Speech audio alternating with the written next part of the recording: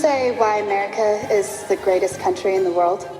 By the ancient laws of combat. Johnny, surely the bombing of the Nord Stream pipeline, surely that was the biggest bloody news event of the decade? Yeah, it was a big story, Johnny, but no one gives a stuff about it. What do you mean they don't care about it? It's the biggest bloody story that's bloody... Yeah, no one gives a stuff about it. That's because mainstream news, it just follows what the government tells it to bloody follow. Yeah, what do you... Get to the point. And the government comes out and says, we didn't blow up the Nord Stream pipeline. So the press just says, we didn't blow up the Nord Stream pipeline. What the hell do you mean by that? The press just says what the bloody government tells it to say. See, let me explain now why this is important and why we're talking about it tonight. Now, the Nord Stream pipeline, in simple terms, it was supplying bloody gas from Russia to Europe, Germany and all that sort of stuff. The Yanks didn't want the bloody Russians selling the natural gas to Germany. They wanted the bloody Germans and the European nations to buy their... Johnny, just get to the fucking point. Buy their gas from the US.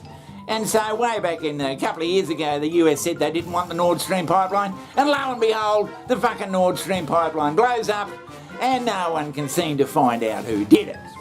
But nobody claimed responsibility for this. But the United States was never happy. It had always detested the idea of Europe becoming hostage to Russian energy. It's pretty bloody obvious to all here at the Ask Johnny channel that the US did it. I mean, it's fucking obvious, for Christ's sake.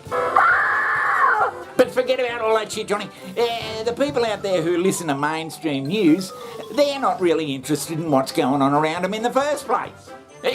Johnny, are you saying that people who watch mainstream news don't care about what's happening around them? Is that what you're insinuating? Yeah. Well, I suppose that's true. I suppose if you want to really get into some sort of... Because if they were interested, if people out there were interested in the Nord Stream pipeline and who blew it up and whether the government tells the truth and doesn't tell the truth and... Look, don't be so fucking stupid. And whether we're being led down the garden path of some fucking warmongering bloody government or whatever... what was I saying? Well, you got something there, I reckon. Just reports the government, what the government wants to say, and we get 15 minutes of weather. The weather? What the hell do you mean by that? About the war and all that sort of stuff, truth, justice and the American way and all that sort of stuff. And then we got the weather coming up with normally a very attractive lady telling us for fucking 10 or 15 minutes what the weather's going to do for bloody the next week or so. No place I'd rather be than Melbourne in spring, but it's good to know what to expect. Only on 7 News, the 8-day forecast, the spring pollen count, and Jane Butt. Follow the meteorologist who's one step ahead of the weather. Across Scotland and Northern Ireland. In fact, we've seen gale force gusts into Wales and across the north of England.